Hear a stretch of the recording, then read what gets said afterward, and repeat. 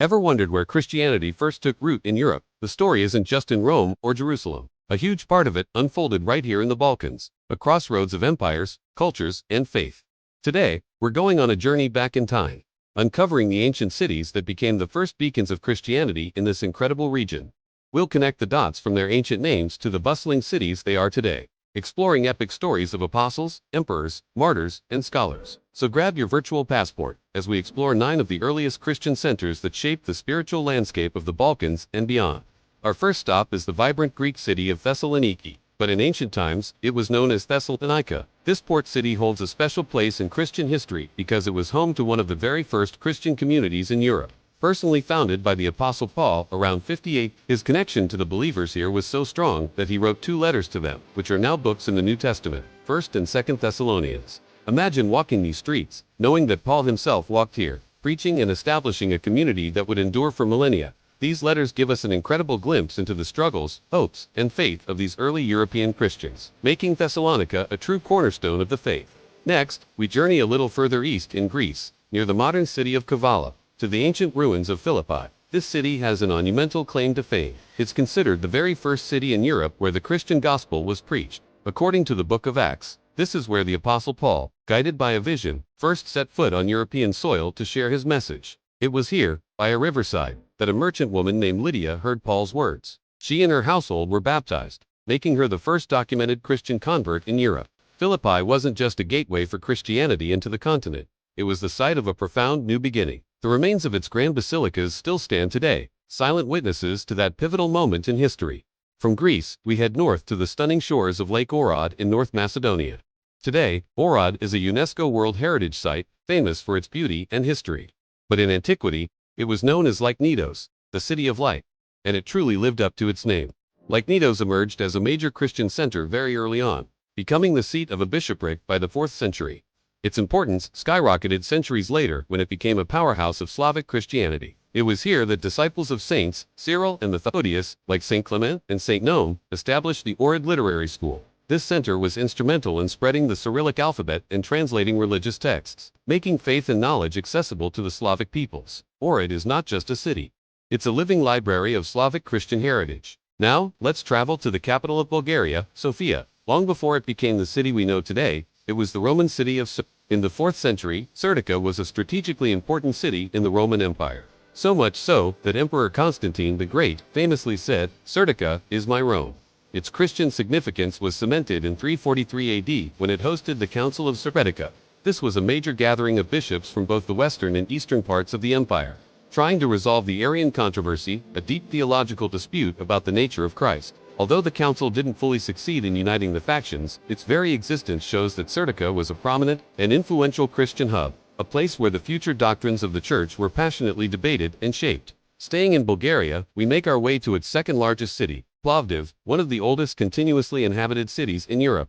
In Roman times, it was called Philippopolis. As Christianity spread through the Roman Empire, it often met with fierce resistance, and Philippopolis became known as a city of martyrs. During the great persecutions under emperors like Diocletian, many Christians in this city refused to renounce their faith and paid the ultimate price. The stories of their courage and sacrifice became a powerful source of inspiration for the growing Christian community.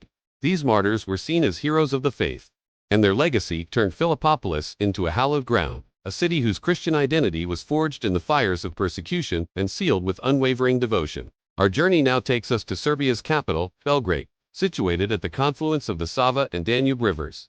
In the Roman era, this strategic location was the fortress city of St. It was a vital military outpost on the frontier of the Roman Empire, a bustling hub where soldiers, merchants, and travelers from all over the world crossed paths. It was along these very military and trade routes that Christianity first trickled into the region. The faith was carried not by grand missions at first, but in the hearts of individual soldiers and traders who shared their beliefs quietly.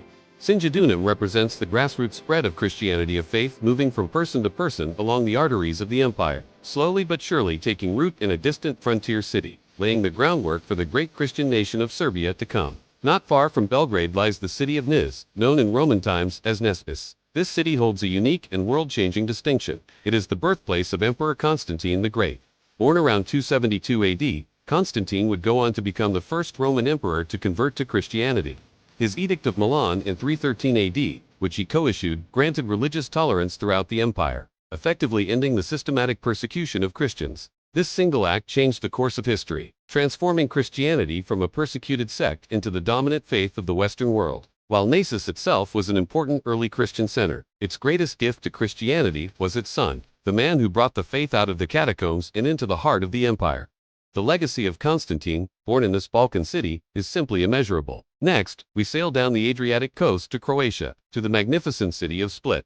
The story of Split is inseparable from its most famous landmark, the palace of Diocletian. Emperor Diocletian was one of the most fervent persecutors of Christians. It's a profound irony of history that after his death, his massive retirement palace was gradually transformed into the heart of a Christian city. The imperial mausoleum, where the persecuting emperor was laid to rest, was converted into a cathedral dedicated to Saint Domnius, a bishop martyred during Diocletian's own reign. The temple dedicated to Jupiter became a baptistery. This transformation of Spalatum, as it was known, into Split, is a powerful symbol of Christianity's ultimate triumph. A monument built by a persecutor became a sanctuary for the faith he tried to destroy, a testament to resilience and the turning tides of history. Finally, we arrive at the city that has been known by three legendary names: Byzantium, Constantinople, and today, Istanbul. Situated on the Bosphorus Strait, this city was destined for greatness. When Constantine the Great decided to move the capital of the Roman Empire here in 330 AD, he refounded it as Constantinople, his new Rome. He envisioned it as a Christian capital from its inception. For over 1,000 years, Constantinople was the heart of the Byzantine Empire and the epicenter of Eastern Orthodox Christianity. It was the city of the Hagia Sophia, the greatest church in Christendom for centuries, and home to the ecumenical patriarch. As the political, cultural, and spiritual capital of the Eastern Roman Empire, its influence on Christian theology, art, and liturgy was immense, and is still felt across the Orthodox world today.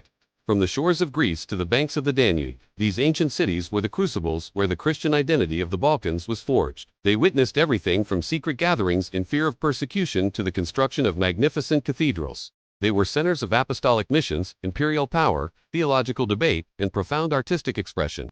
The legacy of Thessalonica, Philippi, Ohrid, and all the others is not just confined to history books or archaeological ruins. It lives on in the faith, the culture, and the very spirit of the Balkan people. Their ancient stones still echo with stories of faith, echoing from the past into our present day. Thank you so much for joining me on this incredible historical journey. If you enjoyed this exploration, please hit that like button, subscribe to the channel, and ring the bell so you don't miss our next adventure. Let me know in the comments which of these cities fascinates you the most. Until next time, stay curious.